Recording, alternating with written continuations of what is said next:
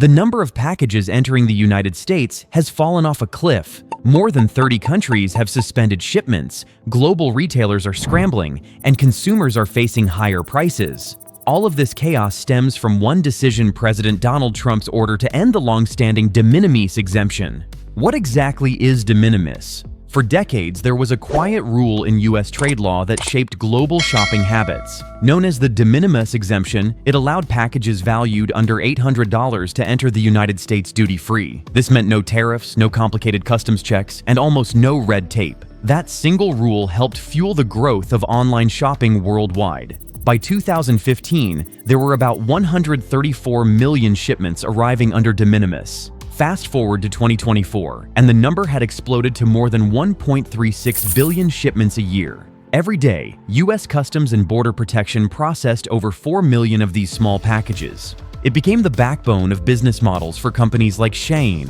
and Temu, which relied on fast, cheap, direct-to-consumer shipping. And it wasn't just Chinese e-tailers.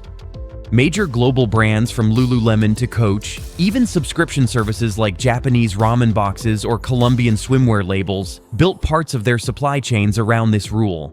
But critics argued it was too generous. While most countries set their de minimis thresholds closer to $200, the U.S. raised its limit to $800 in 2016 after Congress passed the Trade Facilitation and Trade Enforcement Act. That decision made America the most open market for low-value imports, and it triggered a flood of parcels that often slipped through without much inspection. Why did the U.S. end the exemption? Trump's administration called the rule a catastrophic loophole.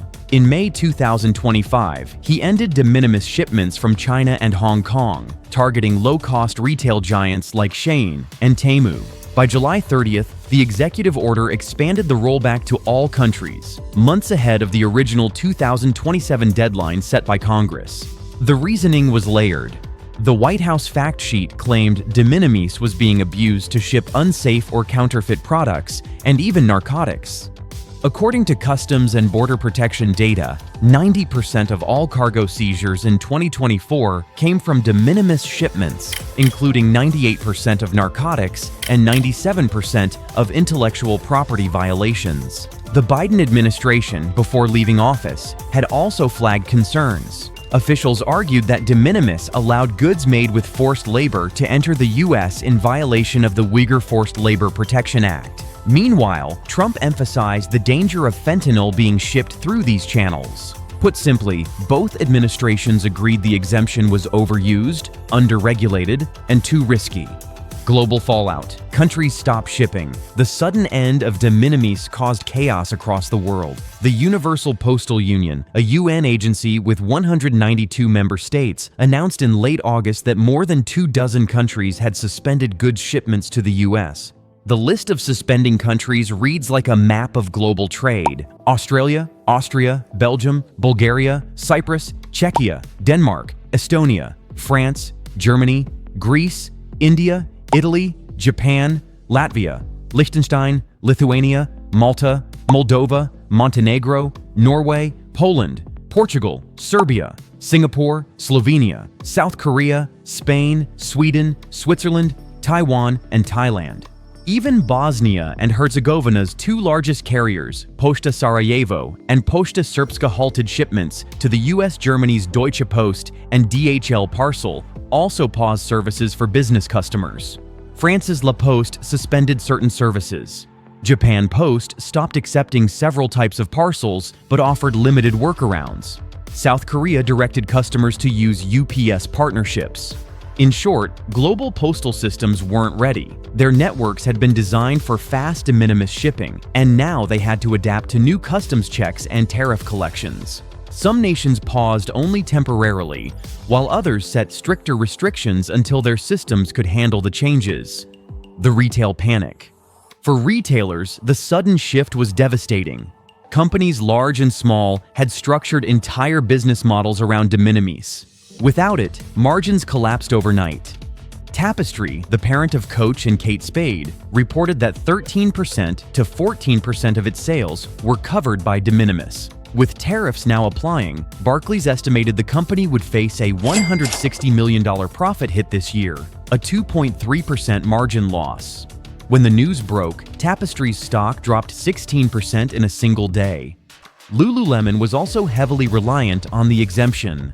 Wells Fargo cut its price target for the retailer, warning of a $0.90 to $1.10 earnings per share headwind.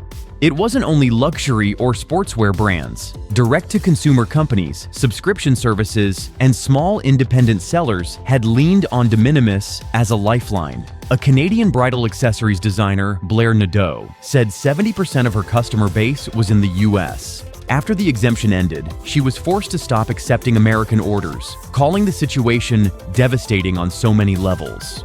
Artists like Alexandra Birchmore in England are preparing to raise prices by 10% just to cover new duties. On small business forums, sellers described the situation as chaos, with many saying their livelihoods were suddenly under threat. Even marketplaces like Etsy and eBay warned of consequences.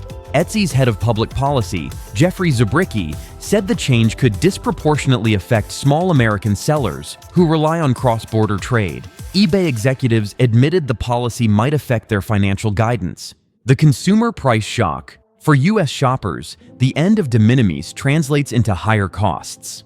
A study from the National Bureau of Economic Research by Pablo Feigelbaum and Amit Khandelwal estimated the change could cost households at least $10.9 billion, or about $136 per family each year. Low-income and minority consumers are likely to feel the biggest impact since they depend more on affordable imported goods. Items like fast fashion, niche subscription boxes, or handmade crafts that used to arrive tariff-free will now carry new fees. Some businesses may try to absorb the costs, but many will pass them along to customers. Already, reports surfaced of consumers receiving unexpected tariff bills when their packages arrived, adding to financial strain in a period of high inflation and interest rates. Would you continue shopping if every online order came with surprise duty fees? Shifts in supply chains. For years, companies built sophisticated systems around the de minimis rule. Many set up bonded warehouses in Canada or Mexico, importing goods in bulk and then sending them into the US one by one, duty-free, as customers ordered. With that option gone, supply chains need re-engineering. Businesses are exploring domestic warehousing in the US to bypass new tariffs. Amazon and Walmart are emerging as winners here, since they already operate vast US fulfillment centers. Overseas sellers can ship in bulk to those warehouses and avoid last-minute tariffs on individual packages. Shein and Temu, which once avoided that model, are now being forced to adopt it. After de minimis ended on Chinese imports in May, Temu had to overhaul its US business model, halt direct shipments from China, and raise prices. Daily active users for Temu in the US plunged 52% between March and May. Shein also saw a 25% decline. At the same time, Amazon's US sales grew 13% in the second quarter of 2025, proving how resilient domestic fulfillment is compared to international shipping disruptions. Compliance and security concerns. One of the main arguments for ending de minimis was compliance. Because low-value parcels required minimal data, customs authorities had limited visibility into what was entering the U.S. EY trade expert Lindley Brown explained that these informal entries were rarely scrutinized. That lack of oversight created risks. Illegal drugs, counterfeit goods, and even items produced with forced labor slipped into the U.S. market. Trump and Biden both pointed to this as justification. KPMG's Irina Weisfeld said the absence of compliance information was a major loophole. Without proper data, customs couldn't track or block shipments tied to illicit trade. The de minimis system, meant to streamline trade, had also created blind spots. Who gains and who loses? The losers are clear: small businesses, overseas sellers, direct-to-consumer brands, and consumers facing higher costs. But some players stand to benefit. Large U.S. retailers like Amazon and Walmart, with existing infrastructure, are positioned to capture more market share. If international sellers can't afford to ship directly to customers, they may turn to bulk shipping into these domestic networks. That means shoppers could rely even more heavily on major American platforms. The disruption could also push some global retailers to invest in U.S. warehouses and distribution hubs. This shift might create jobs domestically, but at the expense of higher prices and fewer choices for consumers in the short term. The US has slammed the brakes on a rule that shaped online shopping for a decade. From Paris to Singapore, from Tokyo to Toronto, the shockwaves are being felt. The winners and losers are still emerging, but one thing is certain: the global marketplace will never look the same. So, what do you think? Was ending the de minimis exemption a necessary step for fairness and security, or has it unleashed more problems than it solved? Let us know your thoughts in the comments.